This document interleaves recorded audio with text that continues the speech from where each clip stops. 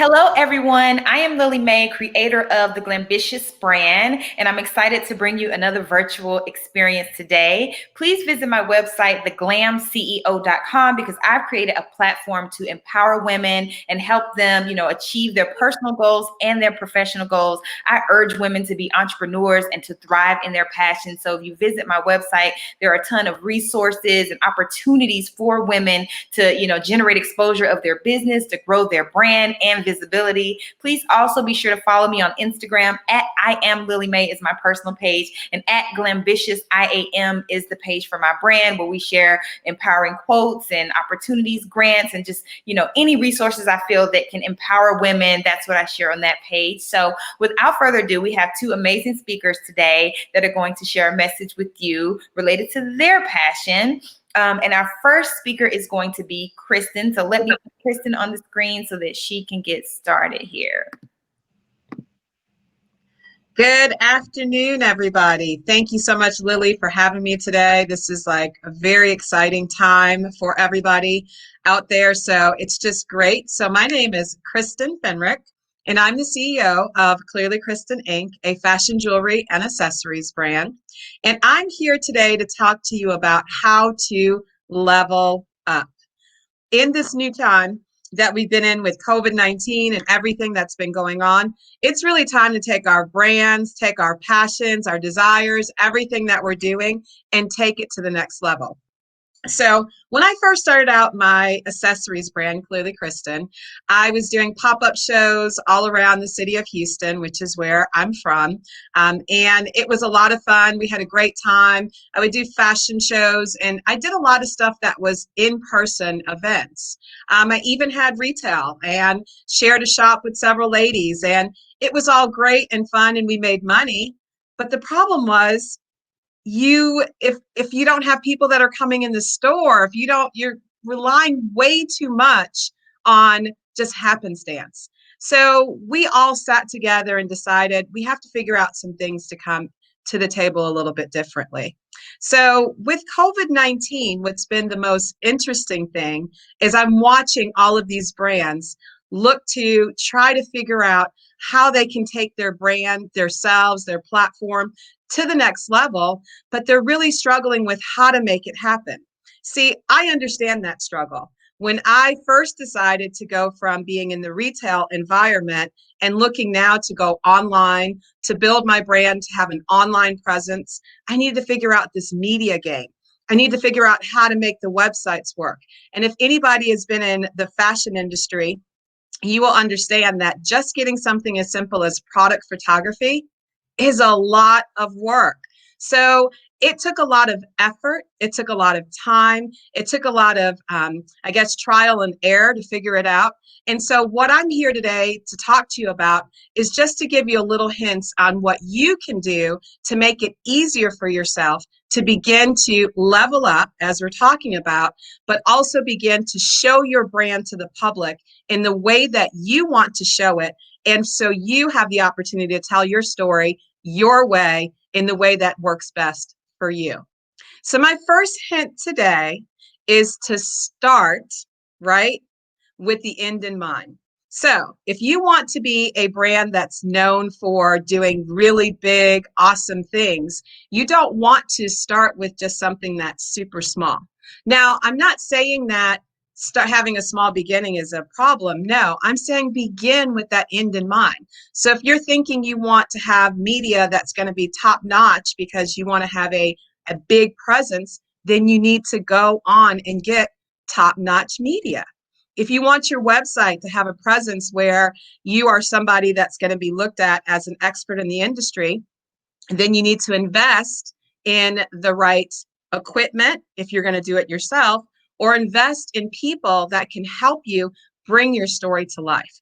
Take the right photos. I can't tell you the disasters that I went through trying to take my own photos. See, I have a fashion jewelry brand. These are my earrings that I'm wearing. And being able to show what a pair of earrings look like up close, behind, and all of these different angles in person, that's real easy. I just show it to them, or a salesperson shows it to them.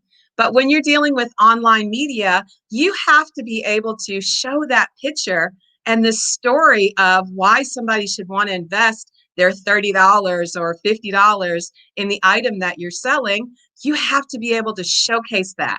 So I've invested now the time and the money in creating that. So when you go to my webpage, you see the image, you see the pictures, you see the lifestyle, the brand is coming to life. And so it makes it easier for a customer to want to purchase. So that's the same thing that you need to do. You'll need to tell the story of your brand. So my number 2 hint is to just get started. So yes, we want to begin with the end in mind, but you also don't want to be crippled to say, well, I don't have the right pictures. I don't have the right photography equipment. I don't have any contacts. I don't know what to do. You just have to begin. iPhone, yes, it does take great pictures, but go to YouTube. Go to YouTube, look up whatever product it is or service that you need to be able to send out to the public. Go to YouTube. There's some great videos out there that will teach you, okay, if you're photographing jewelry, if you're photographing clothes, if you're photographing shoes, purses, whatever it is, there's some great videos out there on YouTube that will tell you those photographers, and they'll give you their expert advice and tell you what you need. And even to the fact that if there's certain equipment that you need to buy, they will help you to teach you what to buy with that equipment. The third thing is when you're getting started, do not forget about the importance of typography. Typography is the wording that you're using when developing your website. It is using the right grammar, using the right language, using the right punctuation. I'm a former teacher, so for me, that's always very important. But even if you're not a former teacher, nobody wants to read it if it looks a hot mess. So you want to take that time to spend on the typography. And the typography also has to do with the fonts that you're using, the correct way that the words flow on the page. So spend that extra time on developing your website content so it looks fresh, so it looks good, so it looks clean. Have somebody proofread it for you. Have somebody go on, look at it, see, and give their opinion of what it feels like. Also, take the time to have someone work with you to see if your shop is shoppable, right? So if you've created an online platform and you want people to get all the way to the end of the purchase, you know, we all have felt the abandoned cart syndrome, right? As entrepreneurs, you have people that are shopping in your online store, but they're not completing the purchase. Take the time to find out why. Take the time to look at your back office and start to understand what the demographics and things are saying about the people who are coming into your store. Analyze the data. As you begin to analyze the data, you can begin to understand what's really going on behind the scenes. So my takeaways with this today, if you're an entrepreneur and you're getting started, great.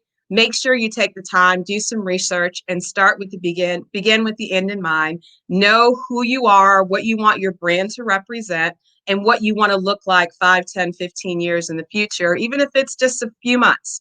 You want to make sure that you begin with that in mind. Make sure that you take the time to invest in the right tools for the trade. So if you're going to be doing products, you want to make sure you get awesome product photography and awesome web skills, all of that type of stuff. Third thing in mind, don't forget the typography. Make sure that you take the time to read what it is that you're publishing so that you have the right look and feel, because you only have one time and one opportunity to tell your story to someone who doesn't know you, who goes onto your website for the first time to say, hey, I heard about this. I would love to go and see what it's like. So again, my name is Kristen Fenrick, and I'm the CEO of Clearly Kristen Inc., a fashion jewelry and accessories brand. We're based in Houston, Texas, but guess what? We're available for purchase worldwide. So you can go to my website. My website is www.clearlykristen.com. That's Klearly, Kristen, Kristen.com. You can also find me on Instagram at Clearly Kristen. And if you would like to book an appointment with me for me to talk through with you what you can do to create the web design of your dream, or really to tell your story through media, reach out to me on my page, KristenFenrick.com. So that's www.KristenFenrick.com. Good luck out there. Thanks. Hi, my name is Lakisha Mosley. I'm the CEO, owner, and event producer of the LM Experience, which is based here in Houston, Texas. But of course, I do events all over the country. I'm here to talk to you today about one of the biggest crazes that have been going on lately, but it's not a new concept, and it's virtual events. So with COVID-19 happening, it took the event industry took a devastating blow. A lot of us had clients that canceled events and or they had to pivot their events to the virtual arena. And a lot of people didn't have any idea or any clue of how to do that. So I'm here today to talk to you a little bit about how you can do that. Those events are very beneficial. So I want to cover three things in my presentation to you today. I want to talk to you about virtual events and the importance of them. I want to talk to you also about how they can grow your brand and make you more visible to other people. And I also want to talk to you about how you can monetize on those events. So virtual events basically are just an event that you basically take into the online space. You can either do those through virtual conferences, webinars, you can do conference calls. I mean, the sky's the limit. It just depends on what you do in your business and what your audience may be looking for. I want you to think about it as a way that you can communicate your company's message to the masses. Keep in mind, with the virtual event, there's no special seating. Everybody's a VIP. There's no travel cost involved. There is no hotel cost involved. There's very little overhead that you will incur, which absolutely saves your company lots of money when you think about it in the long term. When you think about an in-person event, there's a lot of moving pieces that go into that. A virtual event really doesn't take any less than that, but you also have to be a little bit more engaging. Keep in mind, folks are sitting at home, we got babies crying, we got kids running all over the place, or we just may not be in the space to be able to view that event at that time. We have to make sure that it's engaging, that it's going to make folks put their phones down. It's going to make them either sit in front of a laptop or a computer or maybe view your event on their phone. So you don't want to take away from all of the elements that an in-person have. The main thing with a virtual event is that you want it to be very, very engaging. I want to tell you the main reason why I love virtual events is that they're very cost effective for my clients. That is one of the main reasons why I will tell them that they don't need to cancel their event. They need to pivot their event to a virtual space. It brings a lot of value to your organization because a virtual event can actually be repurposed. Keep in mind, an in-person event is always great. And sometimes those segments are recorded.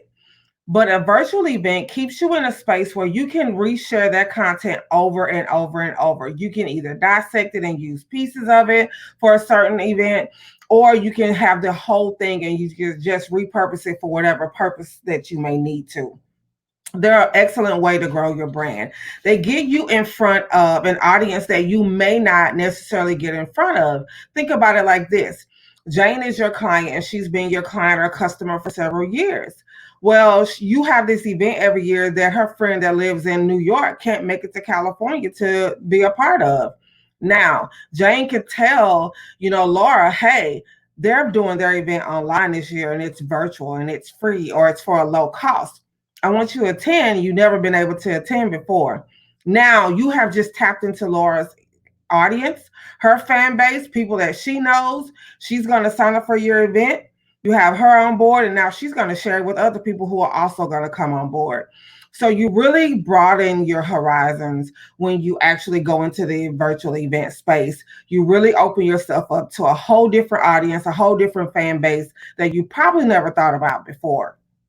I want you to think about the platform you want to use for your virtual event. You want it to be something that's conducive for your audience, something that's going to be easy for you to use, and that's not going to be too hard for your guests to sign up and be able to get the information about, where it's going to be, what are the elements of it, things like that. I will say that even in the virtual space, I would recommend a professional planner to help you with that, because they can help you navigate through a lot of things that you may not be aware of, such as bandwidth for the number of people that may be online at that certain time, certain elements that you may still need, like registration, signups, virtual gift bags, things of those nature. So I would recommend that you bring on someone professional that knows how to do that, and that can help you find the marketing that you may need. One way that you can grow your brand through a virtual event is to make it a memorable experience. Keep in mind, folks are at home. There may be a lot of things going on, but you want to draw them in to keep their attention while your event is going on. That could be reaching out to a speaker that you may not have been able to get prior to because of the cost. This speaker may be more apt to be a part of your event because they don't have to pay for or seek out wardrobe, hair and makeup, hotel, travel. Those things drive your costs way, way down. And now you can reach out to someone who you may not have been able to get before, but now you can because they're either within budget or they may just do it for you pro bono.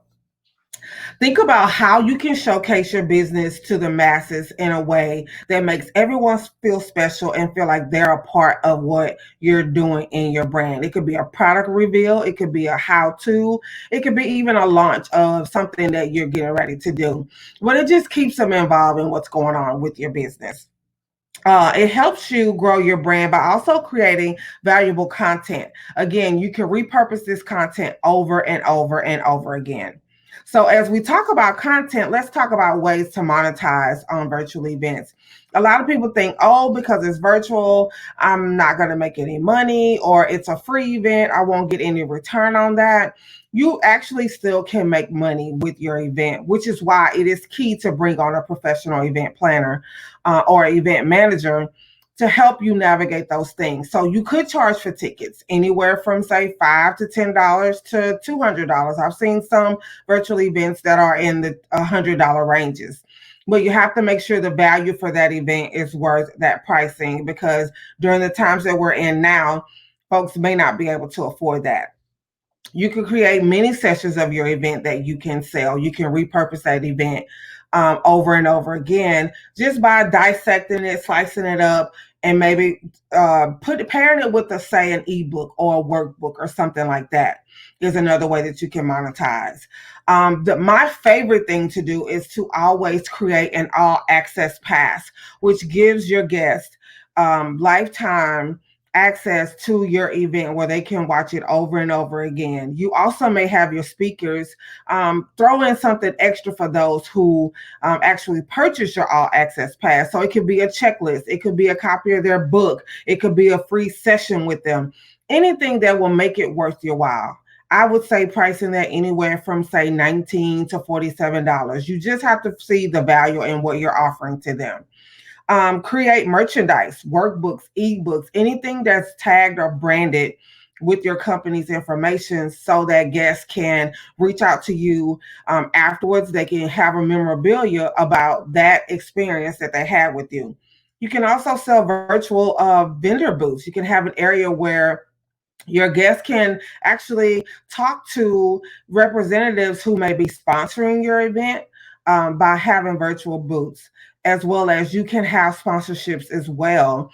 Some companies are more apt now to have to be a part of a virtual event because of the social distancing and things like that. They're looking for ways to get their brand out in front of other businesses or other audiences, pairing up with businesses, because now they're not, constricted to one area or one side of town or one area of the country. They can be all over. So I definitely want you to think about, if you have not got on board with virtual events, that you do so with that. And if you are confused, if you need some help or assistance with that, I am the person that can definitely help you with that. I now offer virtual event consults for 30 minutes. So it's a free consultation with me where I walk you through what you may need, and I kind of help you put that idea, bring it to life, and help you grow your brand. I can be reached at my personal brand at I am Lakisha Mosley. Just recently changed it.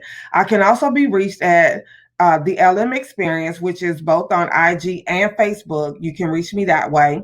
My website is www.thelmexperience.com, or you can always email me at hi@thelmexperience. Thanks so much for your time. Fantastic. So thank you, ladies, so much for being a part of today's virtual experience. This is something I want to continue throughout the summer to connect women around the country, around the world, even by posting these great speakers on YouTube so that they can share their expertise. And I encourage you as the viewer to please follow them, please connect with them, please take their advice, because it's important as we grow our business and our brand that we take into consideration all of the factors that they mentioned. It's very important to you're thriving as a successful entrepreneur, that you continue to stay tuned to broadcasts like these to just learn ways to level up in different areas of your business. So again, I am Lillie Mae, creator of the Glambitious brand. If you're interested in being a speaker on our next virtual experience, please email glambitiousmember@gmail.com, or you can visit theglamceo.com just to kind of check out our brand and see the many ebooks, webinars, speaking opportunities, and promotional opportunities that we have available for women visionaries. So again, thank you for tuning in. Until next time.